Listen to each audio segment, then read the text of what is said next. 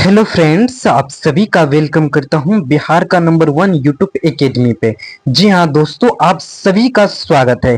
प्यारे दोस्तों, आज हम लोग बिहार बोर्ड क्लास 10th 2026 की तैयारी बहुत ही बेहतरीन तरीके से करने वाले हैं। जी हाँ दोस्तों, आज हम लोग पढ़ने वाले हैं मंगलम चैप्टर का VVI सब्जेक्टिव क्वेश्चंस।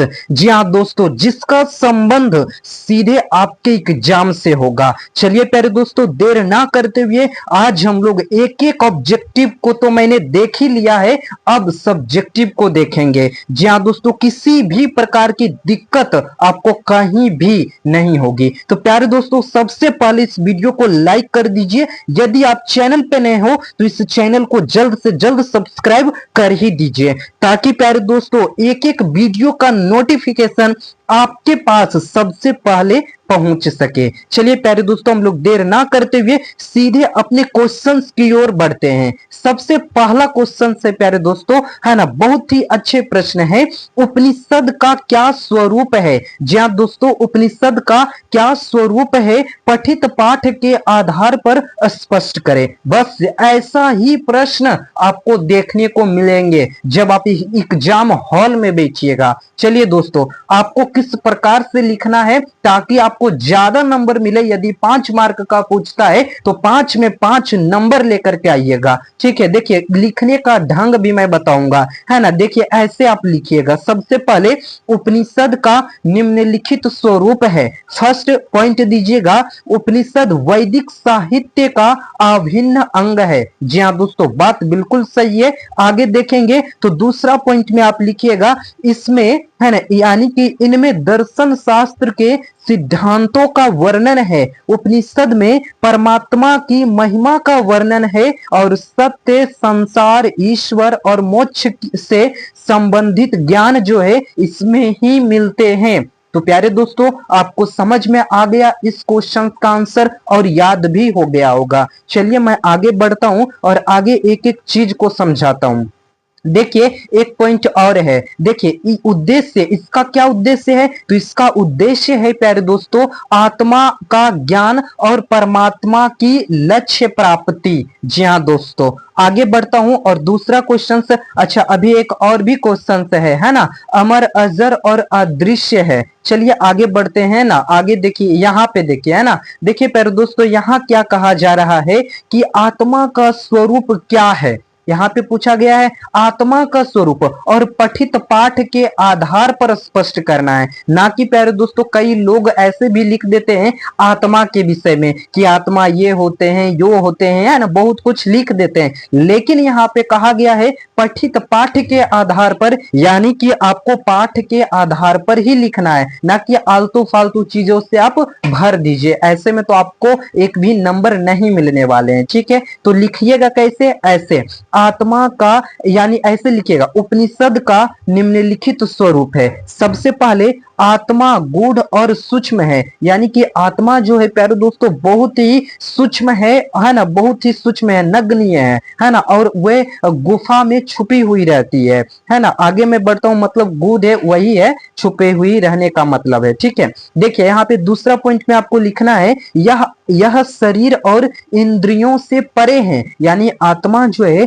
शरीर और इंद्रियों से परे का मतलब होता है अच्छे से मेल मिलाप है, जानते हैं, पहचानते हैं। बात बिल्कुल सही है। और तीसरी पॉइंट में आपको लिखना है मानव के हृदय में स्थित है। जी हाँ दोस्तों, आत्मा जो है वह मानव के हृदय में स्थित है, लेकिन हृदय से भी सूक्ष्म है। लेकिन प्यारे दोस्तों हृदय से भी सूक्ष्म है, विद्वानों के अध्ययन से ही इसका ज्ञान प्राप्त होता है। जहां दोस्तों विद्वानों के अध्ययन से ही इसका जो ज्ञान है वो हमें प्राप्त होते हैं। चलिए मैं आगे बढ़ता हूं और आगे एक एक क्वेश्चंस को समझते हैं, है ना। एक और भी पॉइंट है, तो लिखिए गया प्यारे दोस्तों कि आत्मा जो है वह अजर, अमर और अदृश्य है। बात बिल्कुल सही है, आत्मा को कभी भी नहीं मार सकता और वह कभी भी दिखाई नहीं देता है, वह अदृश्य होते हैं। चलिए मैं आगे बढ़ता हूं प्यारे दोस्तों। आई होप कि आपको एक एक क्वेश्चन समझ में आ रही है। देखिए क्वेश्चन नंबर तीसरा है प्यारे दोस्तों, तीसरा क्या बोला है,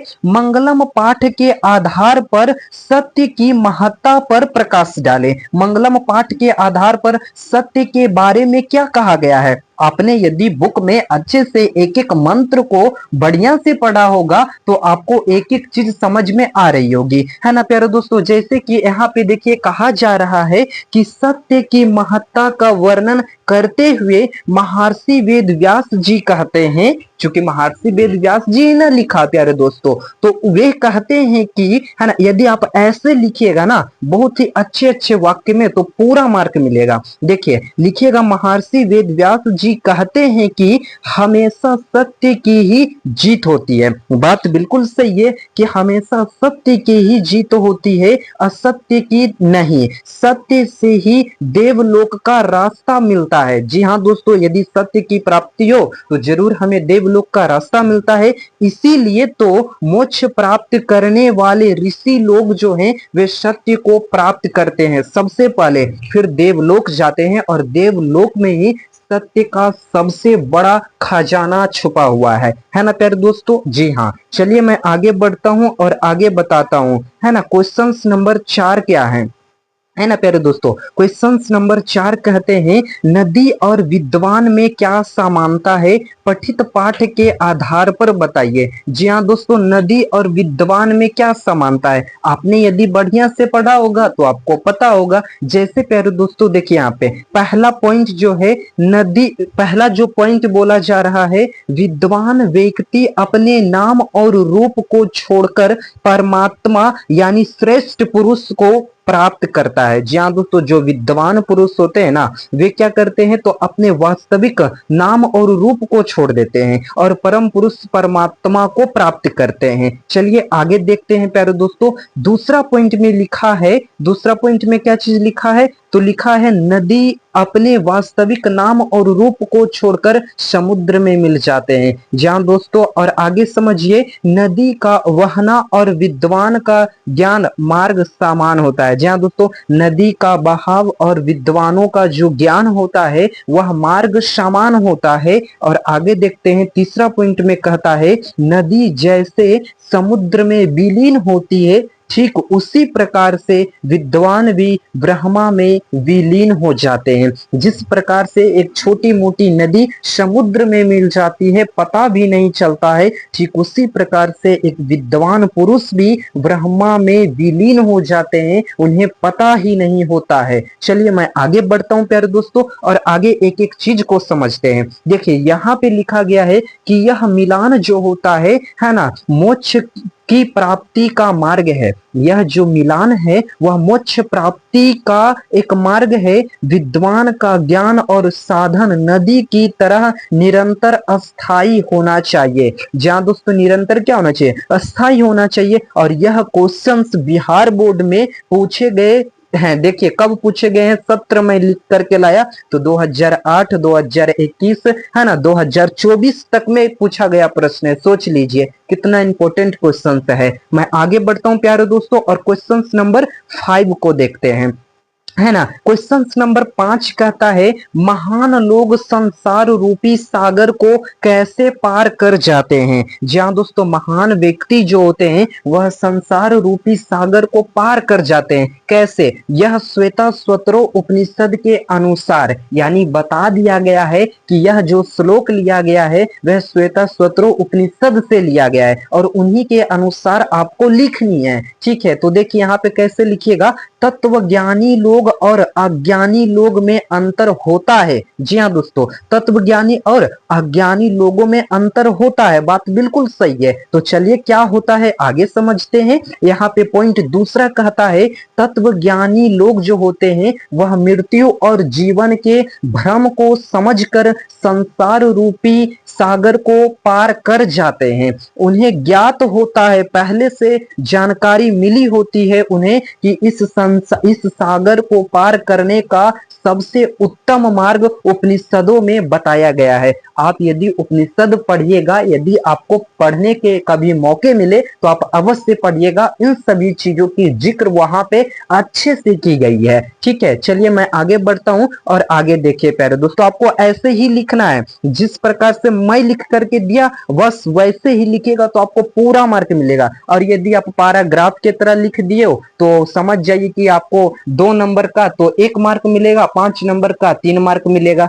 यदि आप पॉइंट में लिखते हो तो आपको फुल में फुल मार्क दिया जाएगा, जितना पॉइंट उतना नंबर। तो ये आप पे निर्भर करता है कि आप कितने पॉइंट को याद कर लोगे। ठीक है, यहाँ पे आगे देखिए प्यारे दोस्तों, यहाँ लिखा है अज्ञानी लोग संसार में भ्रमित रहते हैं। जो अज्ञान होते हैं, है ना, अज्ञानी को आगे चलिएगा तो आपको बताया जाएगा। जो अज्ञानी होते हैं उन्हें उन्हें मूर्ख कहा जाता है ना, आगे मैं बताऊंगा। ठीक है, देखिए, और वास्तविक मार्ग नहीं जानते हैं वे, इसीलिए क्या होते हैं, वे भ्रमित रहते हैं, है ना, पूरा गोल गोल घूमते रहते हैं इसी संसार में। आगे समझिए, तत्वज्ञानी लोग अपने आप को अंधकार स्वरूप और अन्य लोगों को प्रकाश स्वरूप मानते हैं।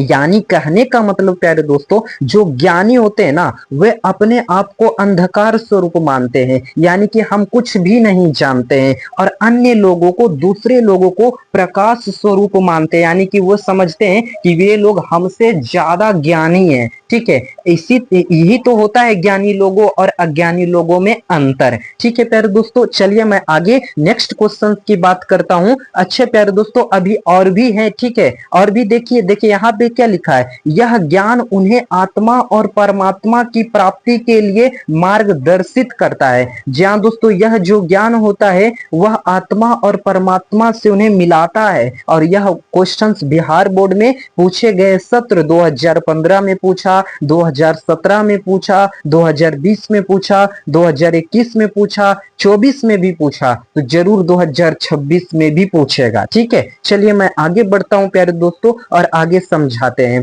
क्वेश्चन नंबर 6 क्या कहता है, देखिए, उपनिषद को आध्यात्मिक ग्रंथ क्यों कहा जाता है। यह क्वेश्चन का आंसर स्वयं से आप लिख सकते हो, है ना, इसमें कोई नहीं बताया गया कि आप यहां से लिखिए, है ना। उपनिषद को आध्यात्मिक ग्रंथ क्यों कहते हैं, चलिए यहाँ पे ऐसे आपको लिखना है, इसके निम्नलिखित कारण है। अब क्या कारण है यहाँ पे समझिए, देखिए, उपनिषद आत्मा और परमात्मा के बारे में विस्तृत ज्ञान देता है। जहां दोस्तों विस्तृत जानकारी देता है ना उपनिषद। आगे बढ़ते हैं और आगे क्या कहता है पॉइंट, तो पॉइंट नंबर 2 समझिएगा, है ना।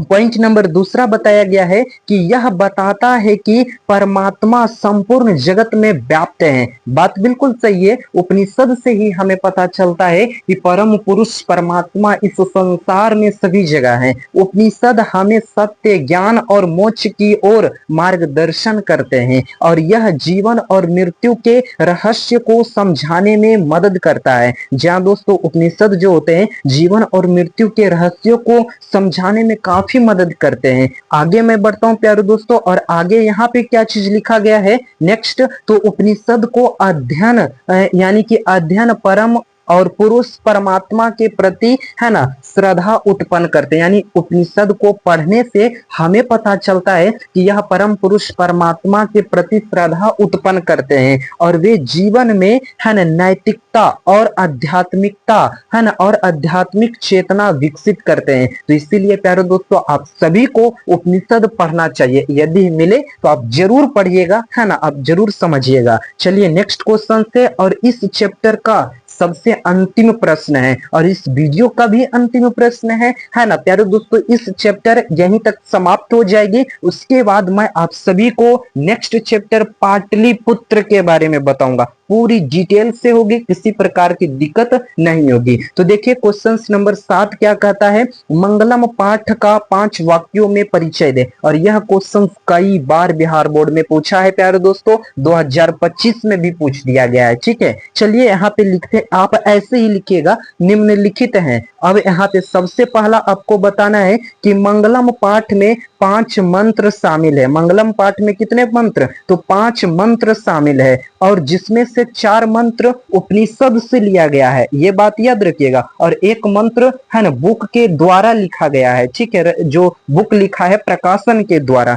नेक्स्ट देखिए यहाँ पे बताया गया है, इसमें ईशावास्य उपनिषद, कठोप उपनिषद, मुंडको उपनिषद और श्वेता स्वतरो उपनिषद से उदाहरण है, यानी कि वहां से लिया गया है ना। और आगे देखिएगा, इन्हें पढ़ने से परम पुरुष परमात्मा के प्रति श्रद्धा बढ़ती है ना, श्रद्धा उत्पन्न होती है, अच्छे लगते हैं। और आगे लिखिएगा आपको, है ना, तीसरा पॉइंट में क्या लिखिएगा, यह पाठ सत्य की खोज और आध्यात्मिक चेतना को बढ़ावा देता है। जी हाँ दोस्तों, है ना, यदि आप उपनिषद पढ़िएगा ना तो आपको ना सत्य की खोज कराने का दम पूरा अनुभव होगा कि हम भी जाने सत्य के बारे में, और आध्यात्मिक चेतना जो होगी आपकी बढ़ती है ना। इसीलिए तो कई बड़े बड़े लोग जो हैं ये सारी चीजें पढ़ने चाहते हैं। और प्यारे दोस्तों आगे देखते हैं पॉइंट नंबर 4। तो मंगलम पाठ जो है, अध्ययन से, मंगलम पाठ को पढ़ने से, है ना, मानव जीवन में ज्ञान, नैतिकता और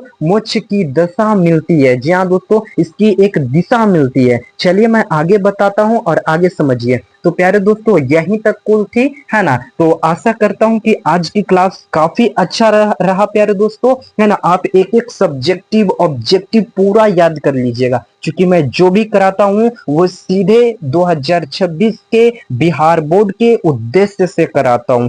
जी प्यारे दोस्तों, है ना, आप ऐसा गलती मत कीजिएगा, एक एक चीज को याद कर लीजिएगा। यदि आप पैनल पीडीएफ लेना चाहते हैं तो आप इस नंबर से कांटेक्ट कीजिएगा, है ना। तो आपको पैनल पीडीएफ फ्री में, आपसे एक भी रुपया नहीं लेंगे और फ्री में दे देंगे। तो धन्यवाद प्यारे दोस्तों, आपने हमारे साथ वीडियो के अंत तक जुड़े रहे। इन सभी चीजों के लिए मैं आप सभी को दिल की गहराइयों से बहुत बहुत थैंक यू प्यारे दोस्तों।